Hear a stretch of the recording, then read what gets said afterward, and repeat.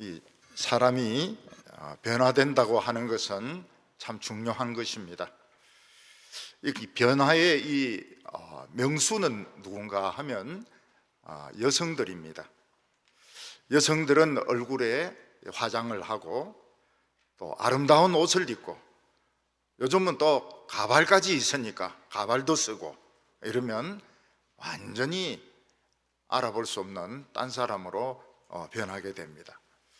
근데 저녁에 집에 와서는 화장대에 앉아서 가발을 벗고 또 스펀지로 화장을 열심히 지우는데 그 고생이 보통 고생이 아닙니다.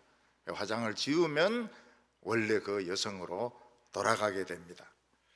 우리나라에 90이 넘은 한 유명한 교수가 있습니다.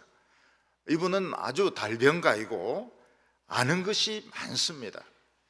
우리나라 고령자 중에서 가장 많은 영어시를 외우고 있고 한시를 외우고 있고 한국시를 외우고 있는 그런 교수 중에 한 사람입니다. 이 사람은 자기 자신이 이렇게 지식을 가지게 된 것은 그때 자기를 굉장히 미워했던 대통령 때문이라고 말하고 있습니다.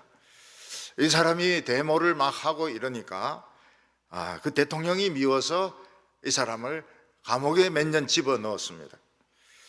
이 사람이 감옥 안에서 할 일이 없으니까 거기서 죽으라고 책을 읽은 것입니다.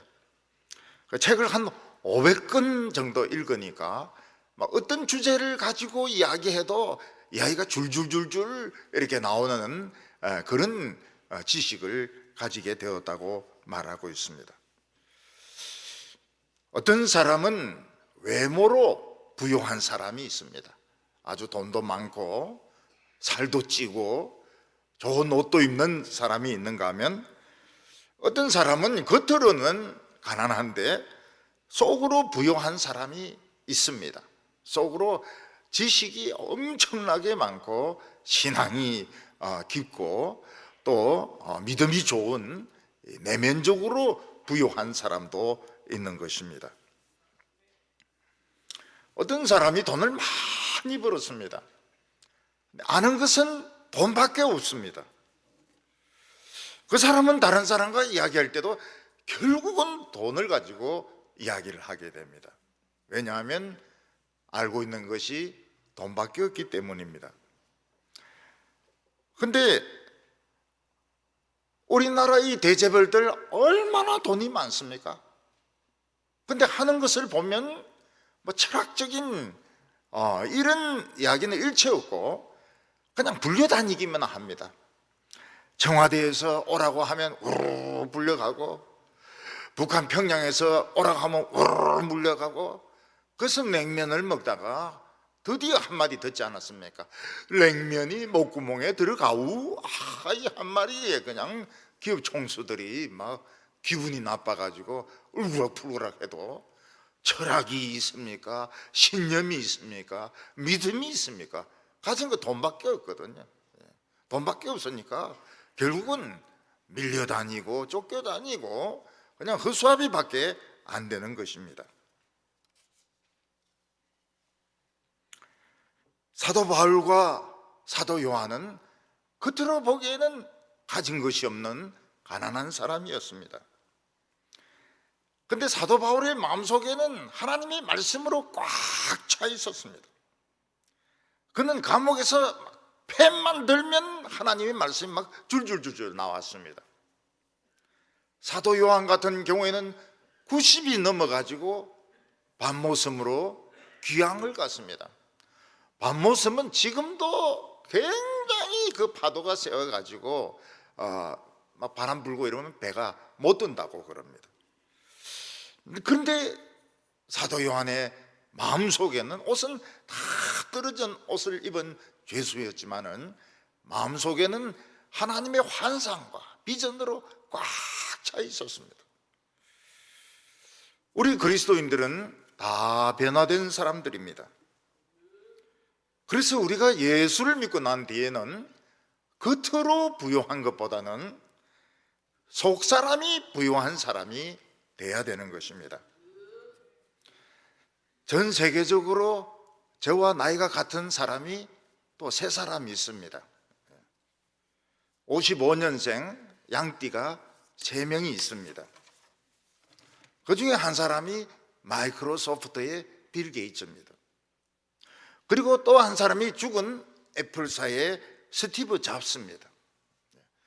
또 한 사람은 구글의 에릭슨입니다. 다 저하고 나이가 같아. 만나면 어이 이렇게 하려고 하는데 못 만났어요. 이 사람들이 가지고 있는 그 세 사람 재산을 합치면 아마 조 위에는 경이거든요. 경. 그 단위가 되지 싶어요. 개인 재산 말고 기업 재산은 막 경이 넘을 것 같아요. 경. 개인이 가지고 있는 재산도 한 1인당 한 1000조 원 정도 됩니다. 엄청난 부자들이죠. 내하고 같은 나이인데, 양띠인데. 근데 그 세 사람보다 더 부자가 접니다. 왜냐하면 뭐 한평생 성경만 들고 파고 성경을 막 그냥 다 파버렸습니다. 다 파버렸어요. 성경을 다 파버렸어요. 이 세상에서 최고 부자가 누군가 하면 말씀의 부자고 믿음의 부자입니다. 그러면 다른 것은 따라오게 되어 있습니다. 빌 게이츠, 스티브 잡스, 에릭 에릭슨. 근데 그때가 컴퓨터가 막 완전 이 데스크탑이 막 나와가지고 막 발전할 때입니다. 그때 이제 이 한탕 잡아가지고 부자가 되었는데, 진짜 부자는 그런 부자가 아니고 말씀의 부자가 진짜 부자라는 겁니다. 오늘 첫 번째로 사람들은 어떤 부자들이 있느냐 하는 것입니다. 사람들은 어떻게 해서든지 부자가 되려고 합니다. 부자가 되면 넓은 집에서 살 수 있고 또 하인들을 부릴 수 있고 또 사람들의 존경을 받으면서 살 수가 있습니다. 일본 같은 데서는 정원에 소나무가 있으면 부자입니다. 정원에 소나무가 있는 집은 굉장히 잘 사는 집입니다. 우리는 막 새 비린 게 소나무인데, 그러니까 일본은 가난한 나라예요. 우리는 막 온 천지가 소나무입니다. 소나무. 우리 교회 마당에도 소나무가 있고요. 이런 사람들 오면 놀랍니다. 소나무 됐을까? 이러면서 굉장히 놀랍니다. 어떤 집에서는 돈은 많은데 사랑은 하나도 없는 집이 있습니다. 애들은 와서 막 깽판을 부리고 부인은 막 바가지를 덜덜덜 뽑고 남편은 막 욕을 퍼붓고 이런 집이 있어요. 이런 집은 겉으로는 부자지만 속으로는 형편없는 거지인 겁니다. 또 어떤 집에는 돈은 많은데 애가 공부를 안 해요. 왜냐하면 돌이기 때문에, 머리가 돌로 되어 있기 때문에 공부에 아예 취미가 없어요. 뭐 가해 선생들, 서울대 학생들, 막 유명한 학원 강사들 갖다 붙여놔도 죽으라고 공부를 안 하는데 어떻게 합니까? 할 수 없죠. 뭐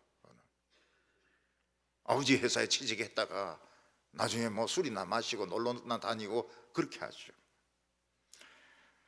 근데 어떤 집에서는 참 집은 가난한데 애들이 막 눈이 막 살아 있습니다. 또록또록하게 살아 있고 막 대답도 네 이렇게 하고 뭐 착착착 글씨도 막 예쁘게 쓰고, 그런 집은 비전이 있습니다.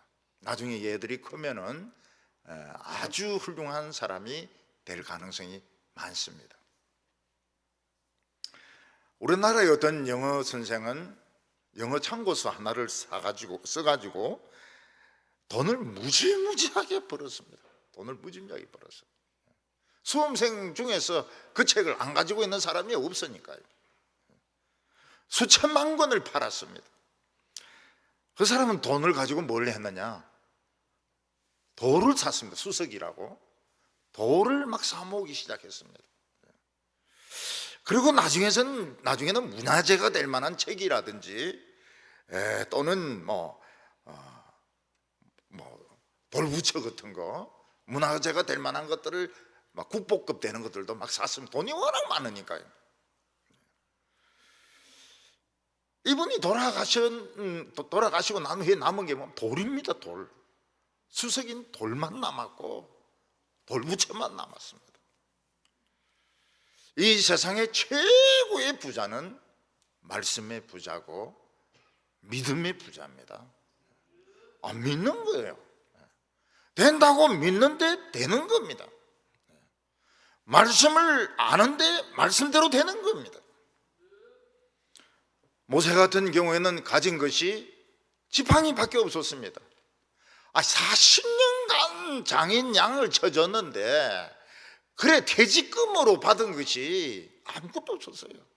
얼마나 사람이 어리석습니까?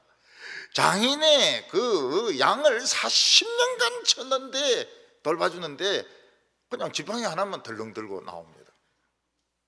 거지죠. 그런데 그의 지팡이에서는 능력이 나타나기 시작했습니다. 한센병이 치료되고 강이 피가 되고 메뚜기들이 몰려오고 나중에는 홍해 바다가 쫙 갈라졌습니다. 요즘도 홍해 바다가 갈라진 걸 안 믿는 사람들이 많아요. 홍해 바다를 그 히브리 말로 얌숲이라고 그러거든요. 얌숲은 갈대 바다인 겁니다. 그러니까 그 성경 학자가 뭐라고 이야기하는가 하면 갈대가 있는 숲 얕은 데를 지나갔다, 이런 식으로 해석해요. 그럼 신학은 뭐 한다고 공부합니까? 그 비싼 돈 들여가지고 유학은 뭐 한다고 하고 교수는 뭐 한다고 합니까? 그게 쪼다들이죠. 단어를 갈대가 있어서 얌숲 이렇게 하는데 성경은 벌써 바다가 갈라진 걸 이야기하는데 얕은 갈대 숲 옆을 통과했다, 이런 식으로 해석하고 교수라 해가지고 월급을 받아먹고 있는 거예요. 참 바보 같죠? 엘리야가 가진 것은 외투밖에 없었습니다. 그 외투도 아주 낡은 선지자 외투입니다. 근데 그가 기도하니까 비가 안 옵니다. 그가 기도하니까 하늘에서 불이 떨어집니다.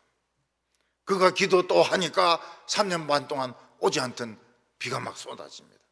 그 돈으로 됩니까? 비가 오고 안 오고 하는 걸 돈으로 할 수 있습니까? 못하죠. 다윗 같은 경우에는 왕의 신분을 가졌지만 그가 진짜 좋아한 것은 영감이 솟아올라가지고 시를 쓰는 것이었습니다. 그래서 다윗은 막 주의 성신을 내게서 거두지 마시며 왕보다도 더 좋은 것이 무엇인가 하면 성령이 임해서 막 영감이 쏟아져 나오는 것입니다. 그래서 막 시를 적는 거예요. 근데 우리에게 이해가 안 되는 것은 오늘 같은 세상에 믿음의 부자가 무슨 소용이 있느냐는 것입니다. 믿음이 좋다고 해서 좋은 대학교 들어가는 것도 아니고, 말씀을 많이 알고 있다고 해서 뭐 좋은 대학에서 가산점을 주는 것도 아니고. 그래서 우리 크리스찬들이 막 헷갈립니다. 야, 말씀은 무슨 우라질 놈의 말씀이냐? 학원 가가지고 강의를 들어야지, 쪽집게 강의를 들어야지, 뭐 설교 들어가지고 무슨 소용이 있느냐? 다 그렇게 생각합니다. 일요일은 학원 가야 된다. 일요일은 학원 가야 된다. 옛날에는 일요일은 막 교회에서 사는 날이거든요. 교회에서 하루 종일 사는 날인데 요즘 뭐 부모나 자식이나 똑같아요. 그 부모의 그 자식입니다. 일요일은 학원 가야 된다고. 그 애가 공부가 되느냐 말이죠. 공부 안 돼요. 도서관에 갖다 놓고 유명한 가해 선생 붙여놓는다 해서 공부가 되는 게 아닙니다. 공부는 자기가 하고 싶어서 해야 됩니다. 자기가 하고 싶어서 해야 공부가 되는 것이지, 일요일 날 교회 안 가고 그냥 학원에 보내고 이런 데서 공부가 되느냐? 그 부모들도 자신들도 다 경험해놓고 그걸 모르는 겁니다. 16절 말씀 보면 그리스도의 말씀이 너희 속에 풍성히 거하며 모든 지혜와 비차 가르치며 권면하고 시와 찬송과 신령한 노래를 부르며 감사하는 마음으로 하나님을 찬양하고 이랬습니다.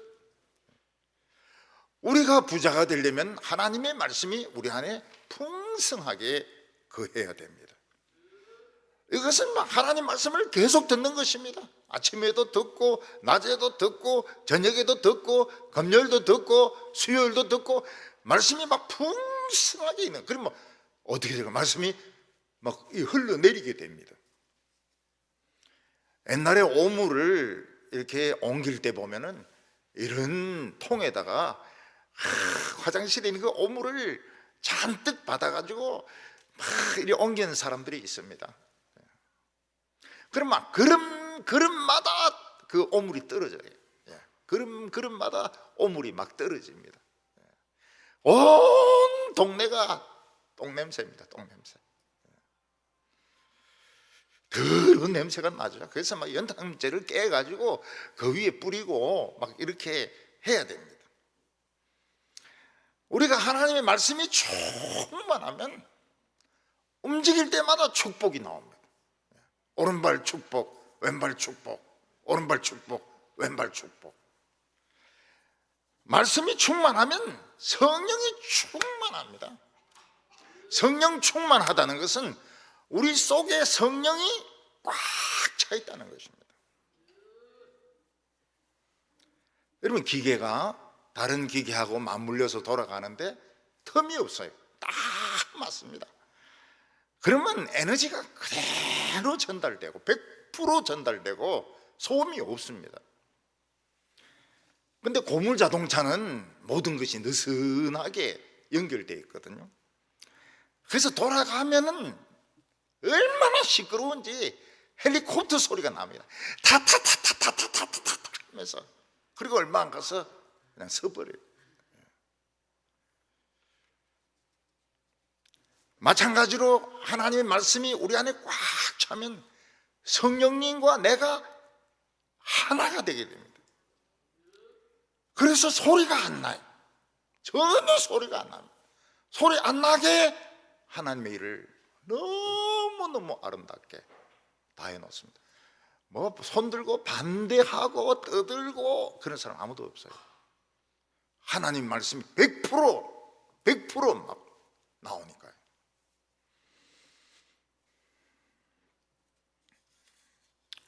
모세와 대결했던 바로는 금이 많았습니다.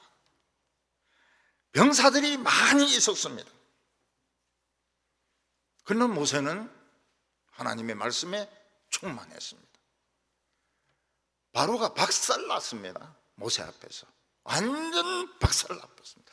왕자부터 감옥에 있는 사람까지 장자는 다 죽었습니다. 이게 하나님의 말씀에 충만한 비결입니다. 엘리사는 하나님 말씀에 충만했습니다. 말도 안 되는 소리를 자꾸 해요. 말씀에 충만하면서. 지금 물이 없어 죽어가는 군인들에게 오늘 밤 사이로 구덩이 수만 개 파라. 아니, 지금 비가 올 때도 아닌데 구덩이 판다고 해서 물이 나옵니까? 근데 이 병사들이 믿음이 있었어요. 밤새도 구덩이를 한 10,000개 정도 팝니다. 아침 되니까 물이 다 차 있는 거예요. 이게 성령 충만. 소리가 안 나요. 막 번개 치고 천둥 울리고 이런 게 없습니다. 어디서 물이 생겼는지 알 수가 없어요. 깨끗한 물이 웅덩이마다 다 고여 있어. 그 물 마시고 전쟁에서 이겼던 것입니다. 엘리사는 돈이 없습니다. 근데 남편이 병이 들어서 빚을 지고 죽은 그 선지자 제자의 부인이 찾아와서 이 돈 빌려준 사람들이 우리 애들을 그냥 종으로 잡아가려고 한다고. 그때 엘리사는 나는 도와줄 수가 없다. 돈이 없으니까요.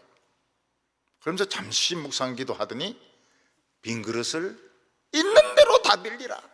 온 동네 다니면서 그릇이란 그릇은 다 빌리라. 냄비, 주전자, 양은, 솥, 바켓스 다 빌리라. 그리고 문 닫아 놓고 기름 한 병 가지는 거 부으니까 소리 없이 가득 차는 것입니다. 그냥 안 찬 게 없으면 전부 100% 찼습니다. 그거 팔아가지고 빚도 갚고 애들 공부도 시키고. 하나님의 말씀이 우리 안에 조금 있으면 안 됩니다. 왜 그럴까요? 조금 있으면 시끄럽습니다. 전부 자기가 똑똑하다고 큰 소리를 막 칩니다. 그게 다 인간적인 소리죠. 여러분, 자동차가 비싼 건 어떻습니까? 시동 걸어도 소리가 안 나요. 걸렸는지 안 걸렸는지도 모릅니다. 가는데도 막 미끄러지듯이 이렇게 가요. 교회도 마찬가지입니다. 좋은 교회는 소리가 나지 않습니다. 좋은 교회하고 용각산하고는 소리가 나지 않습니다. 근데 시끄러운 교회는 특징이 뭔가 하면 설교의 말씀이 없어요. 세상 이야기만 잔뜩 합니다.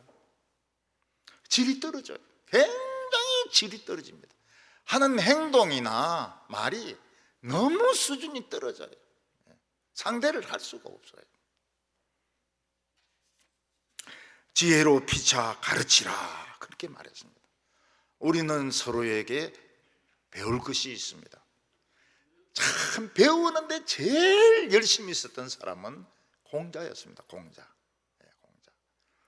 공자가 자기가 천재같이 아는 것은 별로 없지만 배우는 열정은 나보다 더 나은 사람은 없을 거라고 말했습니다. 그리고 세 사람이 걸어간다면 그 중에 한 사람은 틀림없이 배울 것이 있는 사람이다. 그래서 배우려고 애를 많이 썼습니다. 노장사상, 노자나 장자 이런 쪽은 공자하고 다르지 않습니까? 그 사람들을 찾아가서 막 모욕을 받으면서도 배우려고 애를 썼습니다. 공자는 배우려고 하는 열정이 대단했습니다. 우리는 젊은이들에게 새로운 것을 배울 게 참 많아요.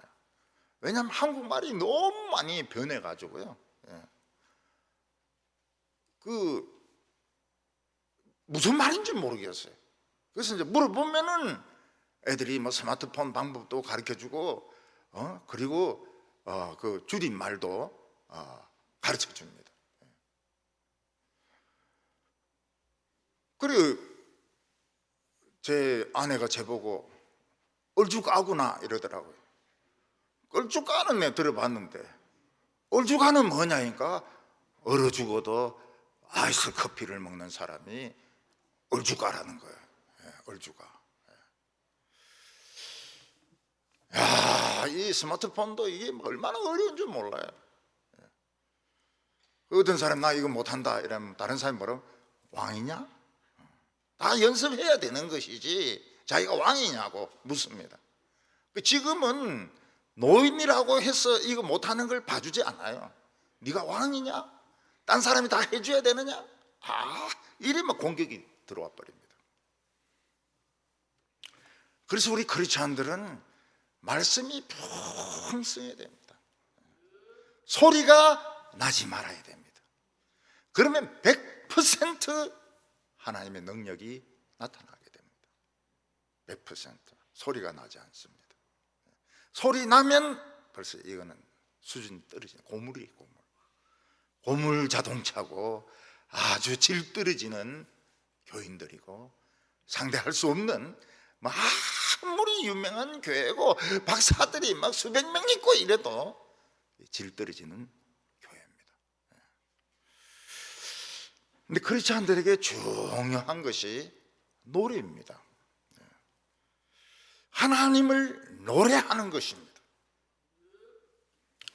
요즘 사람들은 입으로 제일 많이 하는 것이 욕입니다. 욕을 많이 해요. 미국 드라마도 보면 막 여자들이 막 욕을 엄청나게 많이 합니다. 옛날에는 그 남자들이 그리 욕을 많이 해가지고 볼 수가 없었는데 지금은 막 여자들이, 이쁜 여자들이 막 입만 벌리면 욕을 그렇게 많이 해요. 이 노래가 참 얼마나 좋습니까? 옛날 노래는 이루어지지 않은 사랑, 헤어진 연인 막 그리워하면서 노래를 부릅니다. 사람들 좀 공감해요. 공감하는 이유는 사람들에게 그런 아픈 사연이 다 있는 것 같아요. 말은 안 하지만 동네에서 좋아했던 사람이 있었는데 시집을 가버리거나 또 말도 못하고 그냥 헤어져 버리고 전쟁이 나버리고 그런 아픔들, 그런 상처들이 다 있는 것 같아요. 그래서 옛날에 저희들이 청년 때는 그런 노래를 많이 불렀습니다. 무슨 약속이 어쩌니 저쩌니 막 이러면서. 요새는 약속이 어디 있습니까? 좋으면 만나고 싫으면 그냥 헤어지는 것이지. 우리는 그때 막 순진해가지고 헤어지지 말자고 손가락으로 막 약속을 맺고 막 다 헤어졌죠. 근데 성도들은 하나님의 말씀을 깨달으면 하나님을 향하여 노래를 부릅니다. 이게 권세가 있습니다. 기도의 응답을 받고 하나님의 축복을 받으면 닐리리야 닐리오가 아니고 그냥 하나님을 향하여 찬양을 하는데 권세가 있어요. 하나님은 뭐라고 말씀하셨습니까? 찬양 가운데 임하시는 하나님이라고 말했습니다. 그래서 로이드 존스나 청교도들은 성가대를 없앴습니다. 근데 저는 거기에 대해서 반대를 합니다. 왜냐하면 성가대가 얼마나 중요한데 그분들은 너무 말씀을 중요시 해가지고 그냥 부르고 노래 같이 다 부르고 그냥 바로 설교로 들어갑니다. 근데 찬양이 있으니까 정말 교회가 생기가 나고 참 너무너무 풍성해지는 것을 볼 수가 있습니다. 우리가 같이 찬송을 부르면 잘 못 느낍니다. 근데 찬송을 부르는 우리 밖에서 들으면 권세가 임해요. 하늘에서 찬송 부르는 사람들에게 권세가 임합니다. 영이 막 임해요. 굉장히 파워풀한 영이 임합니다. 그래서 마귀가 최고로 싫어하는 게 뭔가 하면 찬송입니다. 찬송 부르면 막 마귀가 미쳐서 막 날뛰고 발광을 합니다. 바울과 실라가 빌립보에서 귀신 들린 그 점쟁이 소녀를 고쳐주고 붙들려 가서 막 채찍에 맞아가지고 꺼낼 수도 없는 저 지하 토굴에 집어넣었습니다. 거기서 찬송을 부릅니다. 그러니까 옥문이 흔들리면서 열려버리고 쇠사슬은 풀려버리고 간수장은 막 자살하려고 칼 가지고 막 목을 찌르려고 하는데 죽지 말라고, 자살하지 말라고 그래가지고 그 사람들이 세례를 받습니다.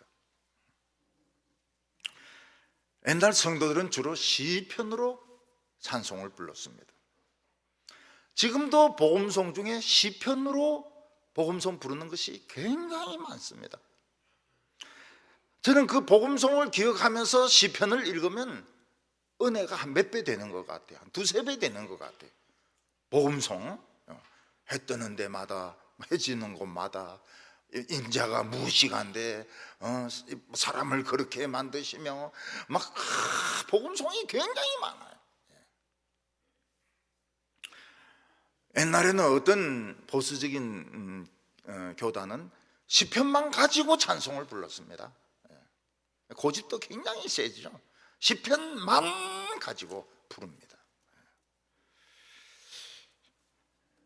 그런데 시편에는 아니지만 교회에서 공인한 찬송이 있습니다. 교회에서 공인한 찬송이 찬송입니다. 우리도 보면 찬송가로 나온 거는 공인이 된 겁니다. 그 안에 뭐 복음송도 몇 곳 들어가 있기도 하고 세상 노래, 독일 국가도 들어가 있습니다. 독일 국가도. 이 베토벤 곡도 들어가 있습니다. 그렇지만 봉인을 했어요. 그래서 찬송가에 있는 찬송은 봉인된 찬송입니다. 그래서 우리가 예배 시간에는 봉인된 찬송만 씁니다. 복음송 안 부르고 봉인된 찬송을 부릅니다. 그리고 여기 보면은 영으로 된 노래가 있다, 이렇게 말씀하고 있습니다. 영으로 된 말씀, 신령한 노래를 부르며. 신령한 노래는 공인이 안 된 겁니다. 그래서 우리나라에도 주님 고대가 이런 것들은 막 유행가에 갖다 붙였어요. 그래서 뭐 주님이 언제 오려나, 뭐 아리랑 아리랑 할 때 뭐 주님 막 이렇게 하면서 유행가에 갖다 붙인 그런 찬송들이 있었습니다. 공인을 못 받았죠. 공인을 받을 수가 없습니다. 그래서 기도원 같은 데서 그런 거 막 부릅니다. 그래서 기도원 파들이 와서 막 찬송 부르면 모르는 게 굉장히 많아요. 그럼 아무 곡에나 갖다 붙였기 때문에 그런 것입니다. 우리나라도 신령한 노래 중에 이제 CCM이 있습니다. CCM. 그 CCM이 얼마나 참 좋은가 하면, 그 CCM이 없었더라면 청년들, 청소년들이 부를 노래가 없습니다. 근데 그게 계속 만들어져요. 계속 미국에서 그것만 작곡하고 부르는 사람이 있습니다. 호주의 힐송 처치라고 있는데 그 리더가 예쁜 금발머리 처녀입니다. 손 탁 들면서 막 찬송 이렇게 하면 그 막 몇 명이 반주하고 막 사람들이 찬송하는데 대단하죠. 대단해요. 그런 송이 없다면, 컨템포러리 크리스천 뮤직이 없다면, 청소년들이 지금 우리 바울이나 디모데는 영어로 된 것도 막 부르고 그래요. 좋으니까요. 감사하는 마음으로 부르라고 말씀하고 있습니다. 감사한 마음으로 부르라는 걸 악을 쓰면서 부르라, 그런 말이 아닙니다. 좋으신 하나님, 하나님은 너무 좋으신 하나님, 여호와 이레의 하나님, 모든 것을 준비해 놓으신 하나님. 우리는 여호와 이레의 하나님을 못 믿기 때문에 얼마나 걱정을 많이 하십니까? 없으면은 막 없다고 난립니다. 길이 안 보인다고 난립니다. 여호와 이레의 하나님이신데. 그래서 우리는 첫 번째는 말씀이 아주 귀하고, 노래를 부르려고 하면 찬송가를 많이 부르라는 것입니다. 제 친구 하나가 이제 군대에서 뭐 이렇게 일하다가 찬송가를 그 찬송가를 참 잘 불러요. 그 이제 들켰죠. 기관 일어서 딱 일어서 가지고 하루 종일 찬송가 불러. 알겠습니다. 그래서 막 거기서 막 탁 서가지고 막 찬송가만 계속 부르는 겁니다. 계속 부르는 거예요. 찬송가를 잘 불러요. 신학교 교수가 됐는데 벌이 뭔가 하면 제일 좋은 벌을 주었습니다. 딱 부동자서로 서가지고 막 찬송가만 계속 부르는 거예요. 교회 그 성가대에 가니까 그 지휘자가 서울 음대에 나온 선배였습니다.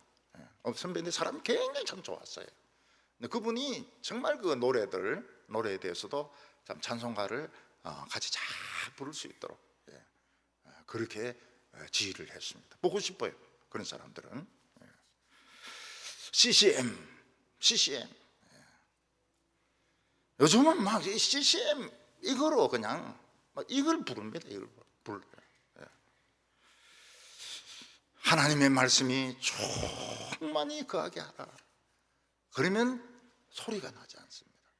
또 남들이 욕하는 것도 들리지가 않습니다. 남이 욕하는 소리 안 들리면 이 우울증은 나은 거거든요.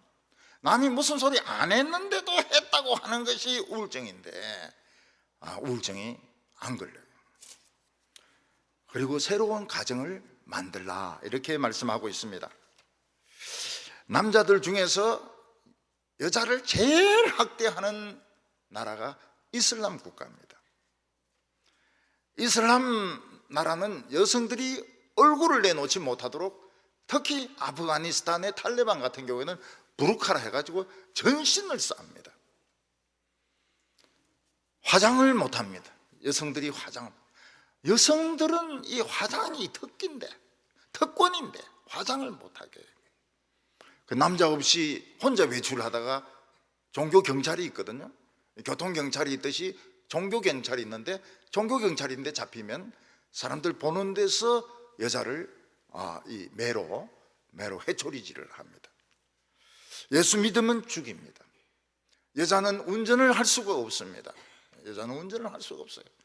우리 한국은 뭐 여자분들 운전을 얼마나 많이 하는데, 우리 권사님들 스타렉스 막 이리 돌리고 저리 돌리고 장보고 이렇게 할 때 권사님들 중에서 이 스타렉스 모는 분들 여러 분 계세요.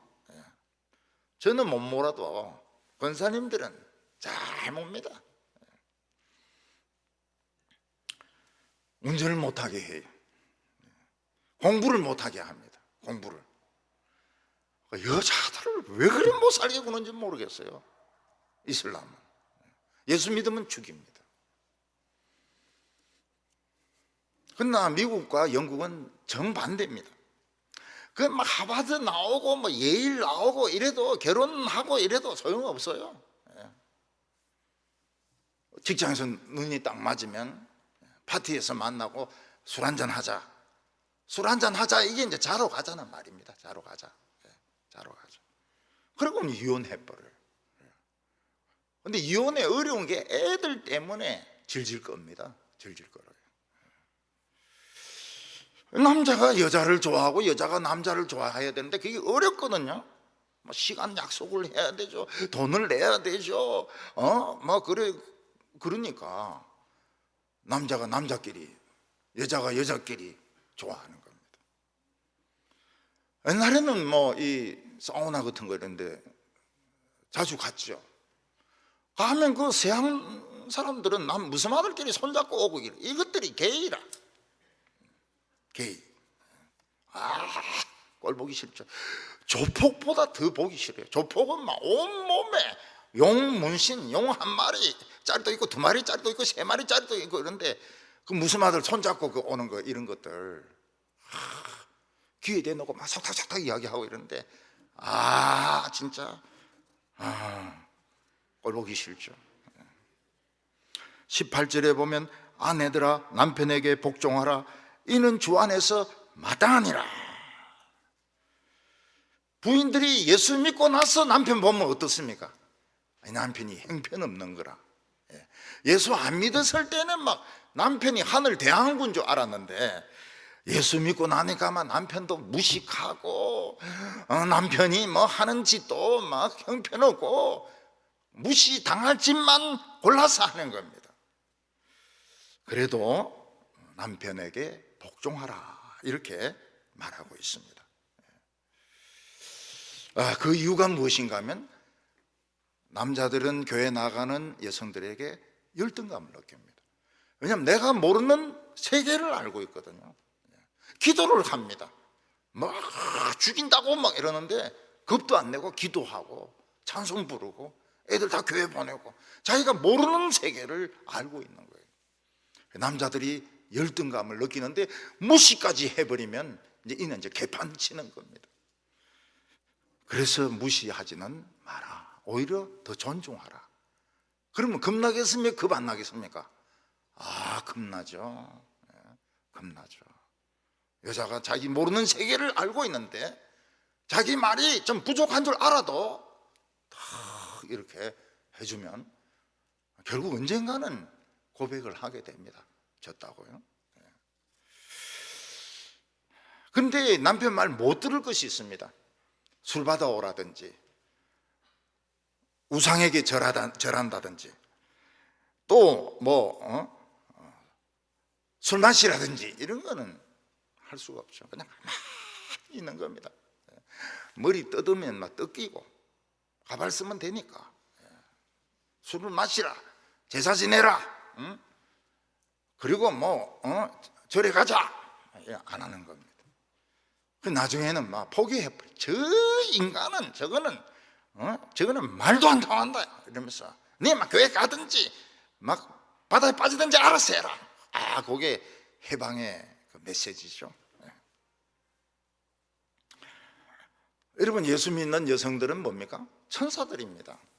다 천사들이에요. 천사하고 같이 사는 남자는 천사 남편 아닙니까? 그러니까 수준이 얼마나 올라갑니까?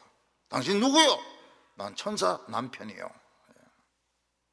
근데 막 부인을 패고 부인을 패고 발로 차고 막 그래가지고 똥덩거리로 만들어 놓으면 똥덩거리 남편이 되는 거예요.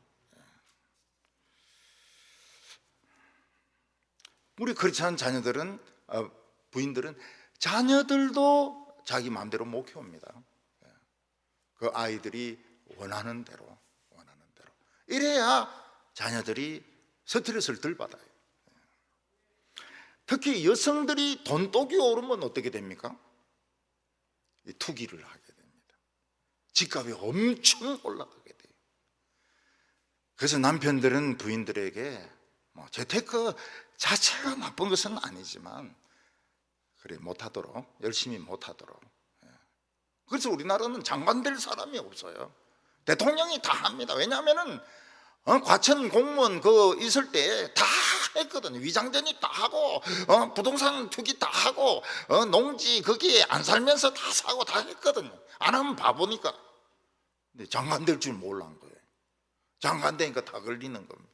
우리나라는 장관 될 사람이 없어요. 예수 믿는 사람들 말고, 우리 교회 할머니들 말고.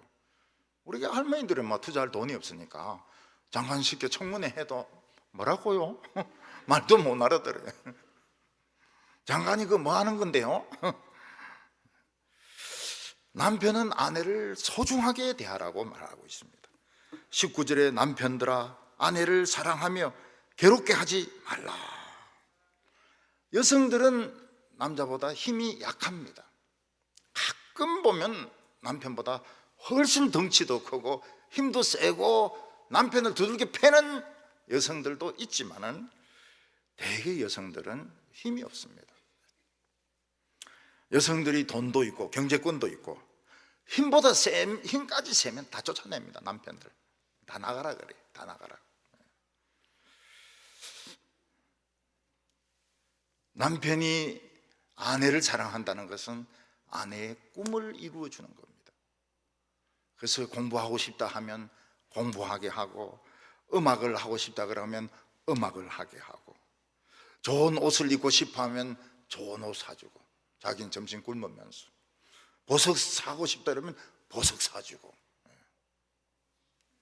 여성의 꿈을 이루어주는 것이 아내를 사랑하는 것입니다. 아내를 비참하게 하면 어떻게 합니까? 비참한 여자의 남편이 되니까 더 비참한 사람이 되거든요. 그 아내를 부를 때 막 이 비참한 여자야, 비참한 여편네야 이러면은 그 지욕을 하는 겁니다. 비참한 여편네 남편네가 되니까요.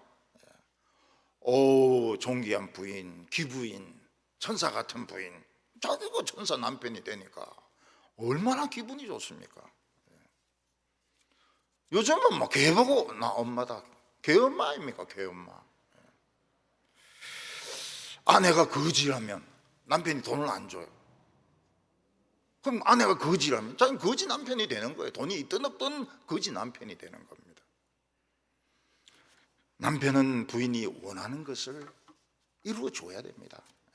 이루어줘야 돼요.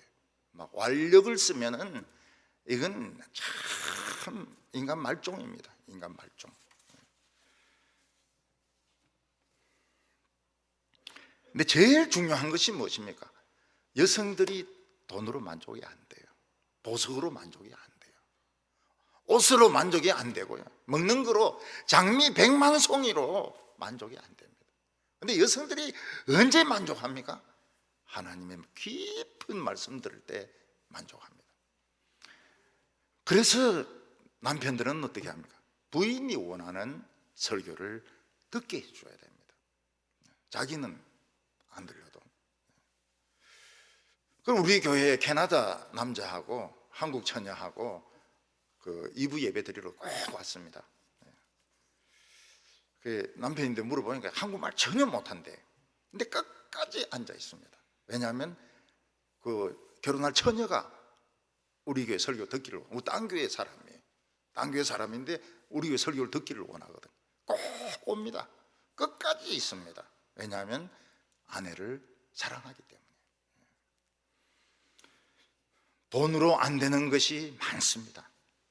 사람은 돈으로 다 될 수 있는 것 같지만 돈으로 될 수 있는 것은 그거는 사실은 수준이 낮은 것들입니다. 여러분, 자녀들의 문제는 돈으로 됩니까? 안 됩니다. 어렸을 때는 참 예쁘고 말 잘 듣고 가서 자라 이러면 가서 탁 자고 이랬는데 10대가 되면서 13살이 되면서 사자로 변하게 됩니다. 그래서 막 부모하고 싸워요. 막 부모하고 싸우고 인상도 달라지고 인상도 막 험악해지고요. 소리도 막 지르고. 그거는 이제 자기를 찾으려고 그러는 겁니다. 부모에게서 자기가 홀로 서려고 부모에게 반항을 하는 것입니다. 그래, 부모가 아무리 좋은 이야기를 해도 다 잔소리입니다. 귀에 안 들려요.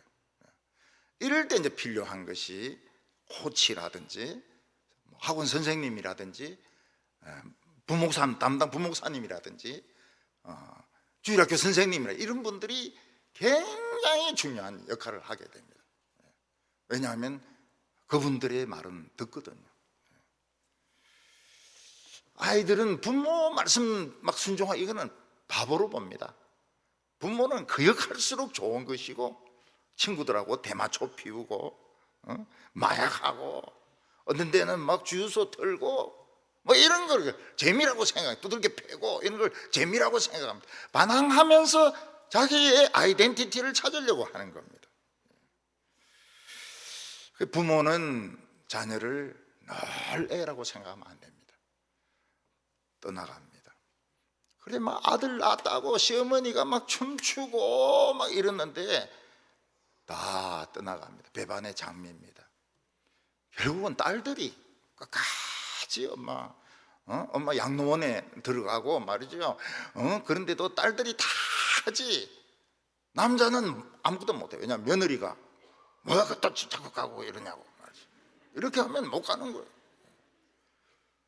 아니 엄마가 아들인데 김치 갖다 주려고 해도 며느리가 딱 우리 집에 와가지고 막 잔소리를 막 하는 거예요. 왜 돌만 짜다리 사놨느냐 뭐 이러니까 못 들어오게 하는 거예요. 그래서 옛날에는 수의실에 갖다 놨는데 막 또 아파트 이름이 막 영어로 돼 있으니까 할머니들이 김치를 어디 갖다 놓는지 아십니까? 교회 경비실에 갖다 놔요. 아들 좀 찾아가라고.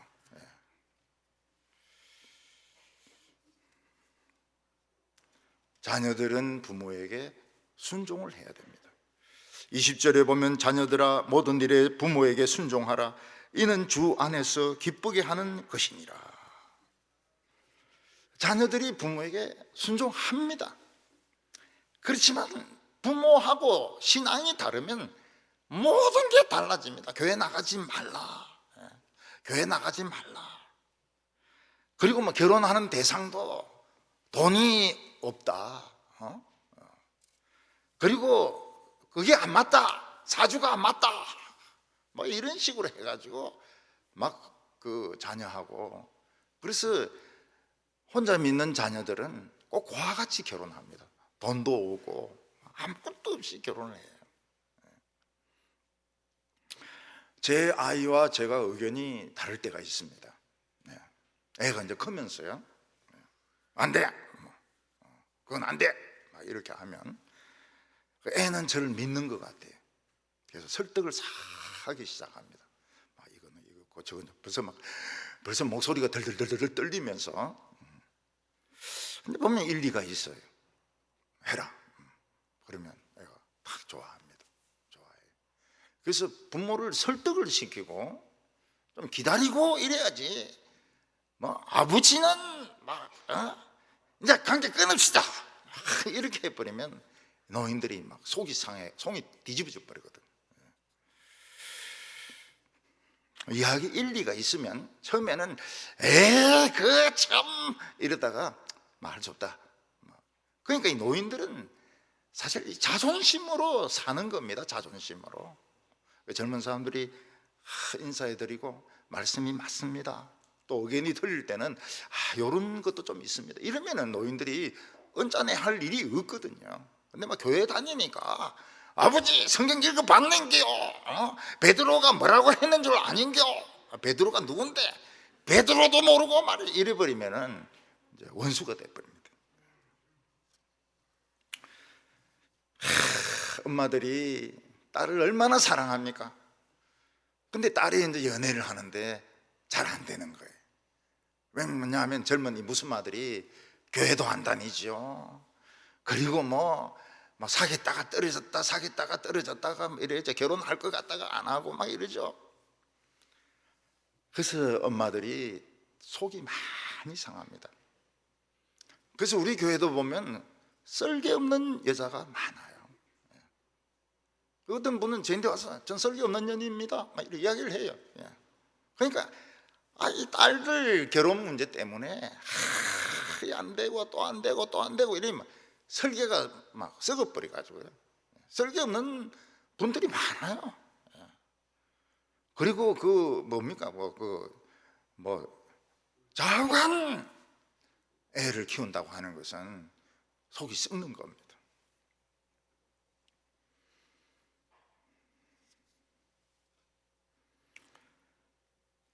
딸을 결혼시켜 놨는데 남편이 팬다는 거예요. 그러면 막 가가지고 그는 뭐 사이 목을 조르고 싶지만 조르면 더 때리는데 어떻게 해요?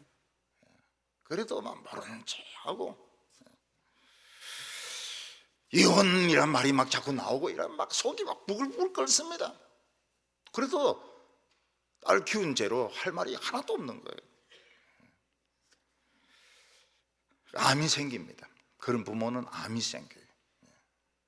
전립선암, 위암, 대장암, 암이 생깁니다. 그래 청년이 부흥돼야 어른들이 암이 안 걸려요. 썰개가 안 썩습니다. 썰개가 안 썩어요. 자녀들은 누구하고 결혼해야 됩니까? 부모가 찍어주는 사람하고 결혼해야 됩니까? 아닙니다.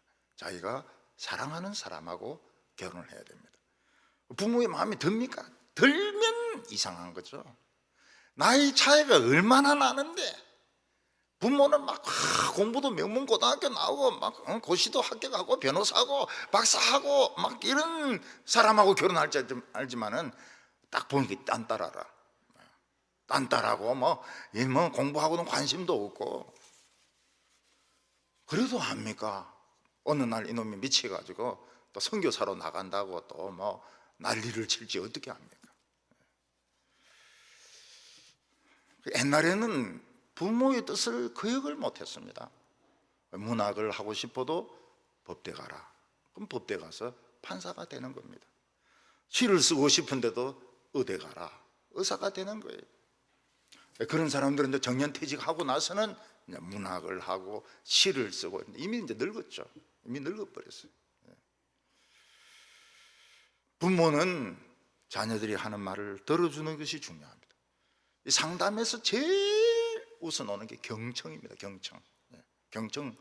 들어주는 것보다 더 중요한 게 없어요. 그러면 신뢰관계를 유지할 수 있습니다. 듣지도 않고 막 이야기를 하면 애들이 듣습니까? 안 듣습니다. 21절에 아비들아 너희는 너희 자녀를 노엽게 하지 말지니 낙심할까 함이니라. 부모가 자녀를 잘못하면 때릴 수도 있죠. 근데 분풀이로 때리면 안 됩니다. 벌을 주어도 과도하게 벌을 주어서는 안 됩니다. 어떤 부모는 애가 말을 안 듣는다고 해서 겨울에 뻘거벗겨 가지고 집 앞에 세워놓습니다. 그럼 애는 무슨 생각을 합니까? 내가 크기만 하면 아버지 찍인다. 그 결심하면서 서 있는 거 얼마나 부끄럽습니까? 또 같은 반 여학생을 만날 수도 있거든요. 네, 미국에서는 부모도 자기 자녀를 못 때립니다. 애가 신고하면 잡혀가요. 부모가 자녀에게 할 수 있는 제일 큰 제재는 그라운드입니다. 출입금지, 외출금지, 일주일간 외출금지. 이러면 죽으려고 그러죠. 그 이상은 때리질 못해요. 왜냐하면 뭐 친부모도 있지만은 스텝마더, 스텝파드 막 많으니까 막 이 성관계도 있고 죽이기도 하고 이러니까 부모도 자간 애를 때릴 수가 없습니다. 그라운드, 외출 금지, 이게 제일 큰 벌이죠. 그리고 여성이 18세 되기 전에는 어느 누구도 성관계를 가질 수가 없습니다. 아무리 서로 사랑하고 뭐 선생과 제자고 막 이래도 18세까지는 성관계를 가지면 중형을 때립니다. 한 20년 정도 때려요. 17세 몇 개월, 20년 때려버립니다. 안 돼요. 18세 전에는 안 돼요.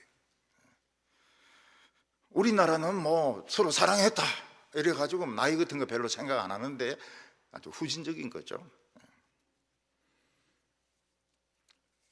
우리나라는 남자 우월 사상이 있어가지고 결혼하고도 남편이 부인을 때리는 경우가 많습니다. 그러면 이제 부인이 이제 화장으로 이걸 지워야 돼요. 화장으로 지워가지고 부모가 자녀를 때리는 경우가 있습니다. 근데 특히 조심해야 될 것은 애들만 차 안에 두고 부모가 슈퍼 갔다 오면 이 걸립니다. 미국에 걸립니다. 우리나라도 아마 걸릴 겁니다. 앞으로는. 어떤 목사님 부부가 자녀들만 집에 못 두게 돼 있거든, 미국 법은. 근데 애들이 잘 자니까 애들만 두고 이제 새벽기도 갔다 온 거예요. 그동안 이제 이놈들이 깨가 울은 거예요. 옆집에 신고 딱 하니까 바로 경찰이 삐뽀 와가지고 목사님하고 사모님 수갑 딱 채가 딱 데리고 가는 겁니다. 왜 애를 집에 있게 하느냐 이거죠. 불법인 거예요, 불법. 뭐 목사고 새벽기도고 새벽에 주님이 임하시고 소용없어요. 요즘도 우리나라 유치원 차 보면 옆에 탁 펼쳐놓은 게 스탑이라는 게 탁 있죠. 미국은 이 스탑 이걸 지나가면 무조건 잡아갑니다. 왜냐하면 이 차 앞을 가로질러서 건너는 어린이들이 있기 때문에 차 옆에 이 스톱이란 걸 딱 펼치면 모든 차가 씁니다. 뒤에 아무리 차가 많고 급해도 다 씁니다. 우리나라는 지나가죠. 살살 눈치 보면서 지나가죠. 미국 애들은 학교에서는 치고받고 싸우면 교장 선생님이 바로 벌 안 줍니다. 부모님 데리고 오라고 그래요. 부모님 데리고 오라고. 근데 그게 최고로 창피한 겁니다. 교장이 하는 게 뭐냐?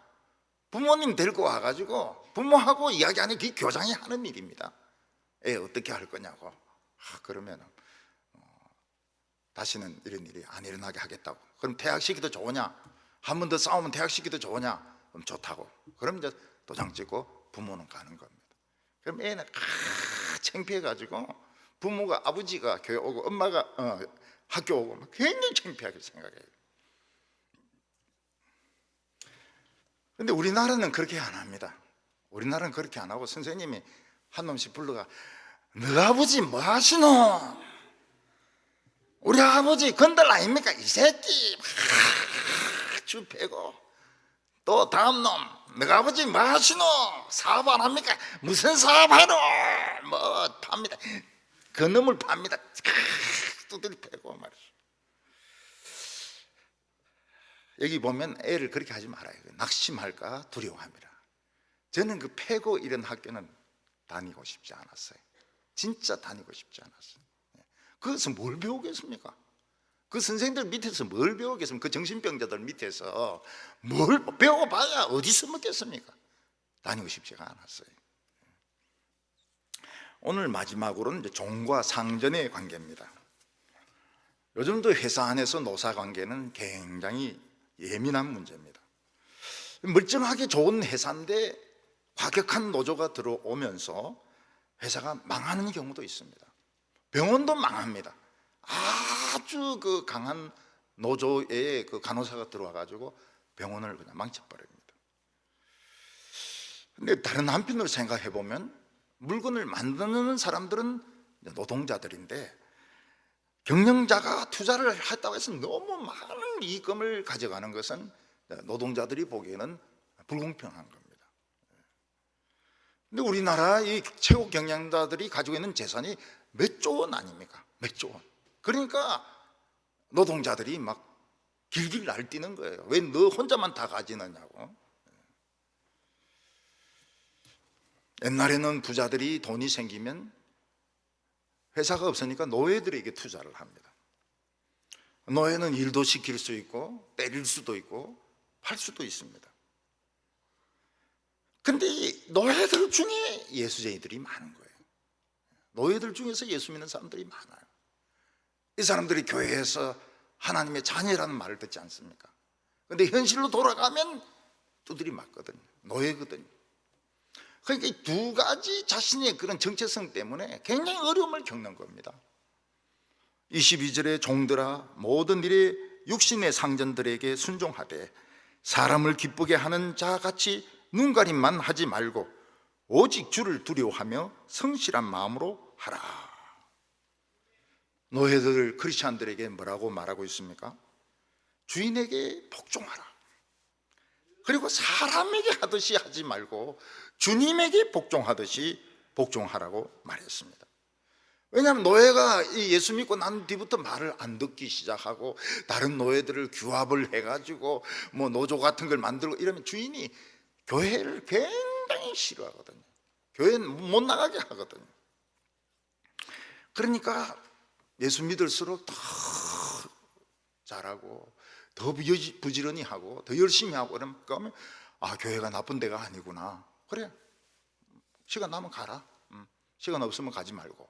이런 식으로 해서 우호적으로 변하게 되는 것입니다. 눈가림만 하지 말라는 거예요.